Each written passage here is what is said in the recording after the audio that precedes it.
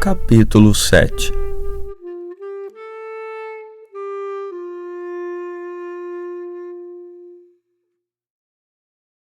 Chlestakov havia comido regiamente e não poupara louvores ao tempero do peixe, à excelência da sobremesa, tudo do bom e do melhor. O governador explicava que ali, naquela cidade, era assim que todos tratavam os visitantes. Chlestakov, de barriga cheia, palitava os dentes e ainda repetia: "Que delícia! E como é mesmo o nome daquele peixe fantástico? Bacalhau? É extraordinário. Nunca vi um hospital assim, com comida de restaurante de primeira, sem doentes, as camas vazias, limpas, tudo tão calmo e agradável." O governador afirmava que ali, naquele hospital, era assim mesmo. Os doentes chegam e logo saem curados, num abrir e fechar de olhos. Tudo isso se deve à austeridade com que eu administro os estabelecimentos públicos. Chlestakov ouvia embevecido. Anton Antonovitch explicava que tudo no seu governo era feito com base na fé em Deus, na consciência limpa e na alegria pura de agir conforme os mandamentos divinos e humanos. O resultado era aquele que Chlestakov constatava. "Porque a doença aqui não tem vez", continuava, animado pelo vinho. "As ruas asseadas, os presos bem tratados, os funcionários públicos bem remunerados. Tudo isso num empenho meu, pessoal, pelo povo. Amo o povo. Sonho todas as noites com o povo. E ao despertar, só penso no meu povo." Artemi ouvia abismado. Realmente o governador era bom de papo. Político vivido, sabia engambelar os ouvintes, demonstrando uma verdadeira vocação para a vida pública. Com certeza recebera esse dom de Deus. Chlestakov não tardou a inventar vantagens sobre si próprio. Explicou que era dado a meditações e que gostava de escrever em prosa e em verso. Bobtchinsky ouvia, em êxtase, bebendo cada palavra do ilustre visitante e cochichando para Dobzhinsky que o forasteiro era de uma cultura inigualável e de uma fineza sem par. Na realidade, depois de comer tão bem, Chlestakov ficou com vontade de voltar às queridas mesas de jogo, seu passatempo predileto. "Senhor governador, por acaso aqui não há reuniões sociais em que possamos jogar cartas ou coisa assim?"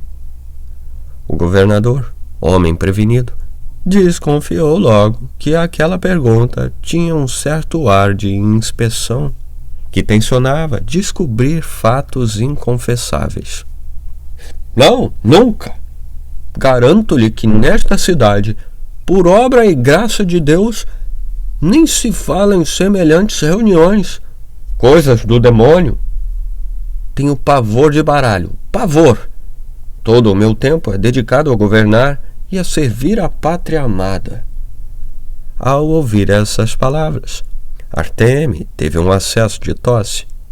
Na noite anterior, ele havia perdido 100 rublos no costumeiro carteado semanal com o governador.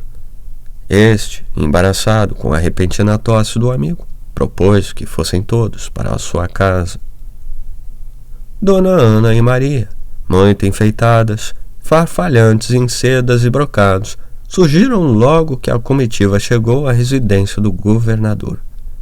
Feitas as apresentações, Chlestakov imediatamente pôs-se a cortejar a dona da casa. Dizia algumas palavras em mau francês e fazia mesuras. Dona Ana, olhos baixos, sorria e suspirava, dizendo: "Mas como é que o senhor pode me dizer tantas bondades? Eu sou uma pessoa do campo e o senhor, um ilustre habitante de São Petersburgo, conhecedor das belezas das grandes cidades." Chlestakov a interrompia. E no campo existem as mais delicadas flores, as frutas mais saborosas. Depois de sofrer as agruras de um hotelzinho medíocre, aconteceu o lado encantador dessa história. Ser recebido com tanta gentileza por tão formosa senhora, numa casa tão acolhedora. Foi um rasgar de sedas de lado a lado. Klestakov, sentindo que era venerado por todos, começou a exibir-se, tal qual um pavão. Contou que conhecia belíssimas atrizes e que até escrevia peças de teatro, sendo amigo íntimo de Pushkin, famoso escritor e poeta russo. Observando o deleite com que os presentes o escutavam, ousou ainda mais. Sou autor de inúmeras peças de teatro famosas, como Tartufo, As Bodas de Fígaro e outras tantas. Publiquei todas elas sob pseudônimos diferentes. Afirmou ainda ser escritor por profissão, mas, dentre todos os seus predicados, a arte de bem receber o tornara famoso na capital. Toda São Petersburgo sabe o meu endereço, e quando forem para lá, convido-os para meus bailes, minhas ceias, meus melões. Os melões que sirvo custam caríssimo. Condes, barões e embaixadores são meus convivas diários.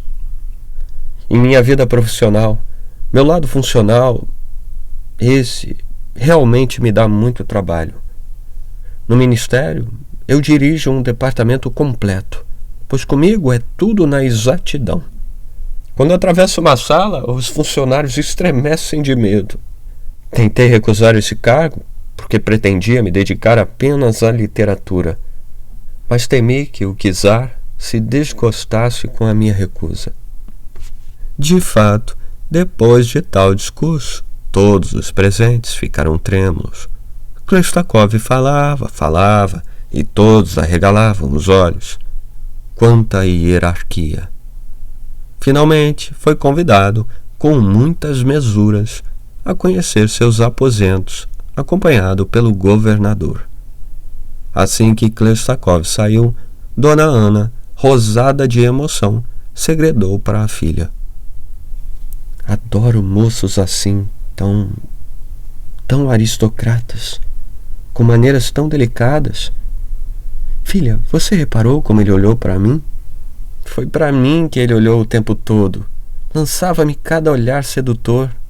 Novamente, filha e mãe discutiram, desta vez com mais veemência.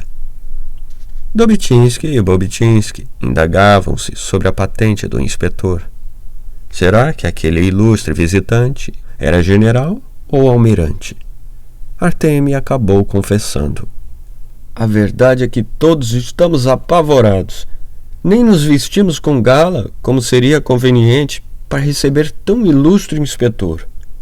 Ao dizer a palavra inspetor, a voz do diretor do hospital soou como um balbúcio aflito, como se estivesse no confessionário.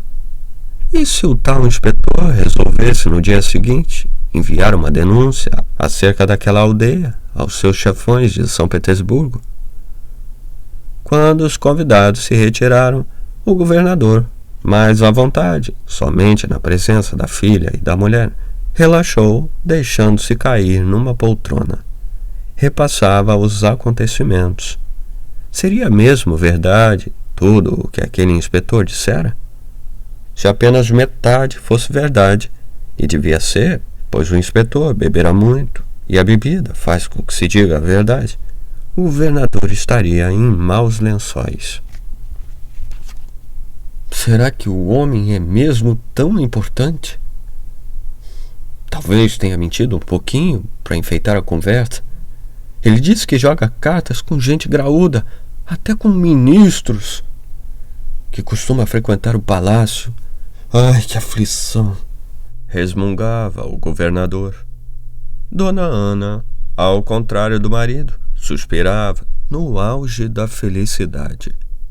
O ilustre hóspede de São Petersburgo, figura importante da sociedade, havia feito elogios enfáticos à sua beleza, graça e elegância.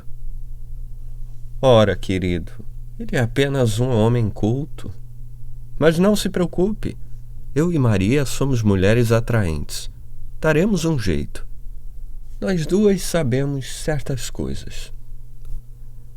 O governador nem prestou atenção à sua mulher, muito menos entendeu o que ela tentava insinuar. Arriado na poltrona, ele só falava de assuntos que o preocupavam, do inspetor e de uma possível denúncia aos generais e aos ministros de São Petersburgo. O que mais o afligia era a maneira como Chlestakov fazia uso de rodeios para referir-se ao que quer que fosse. Com certeza eram apenas meias verdades, e ao dizê-las, ele visava confundir os ouvintes a fim de manter o lado secreto da sua missão. Por outro lado, porém, o governador havia ficado perplexo com o aspecto singelo, quase camponês, do visitante. Quem não soubesse ou não tivesse sido avisado por um amigo fiel, como ele o fora através da carta que recebera pela manhã, jamais acreditaria que aquele rapazote magricela, pequeno e pálido, fosse alguém de tanta importância. Enfim, o que restava de bom em tudo isso era a pouca idade do inspetor. O governador era uma raposa velha, saberia sair da enrascada, com a ajuda divina, claro. Nesse momento, Ossip surgiu na sala e foi rodeado pelas duas mulheres. Cada uma queria saber mais coisas sobre Chlestakov. É verdade que o seu patrão recebe em São Petersburgo só a nata da sociedade?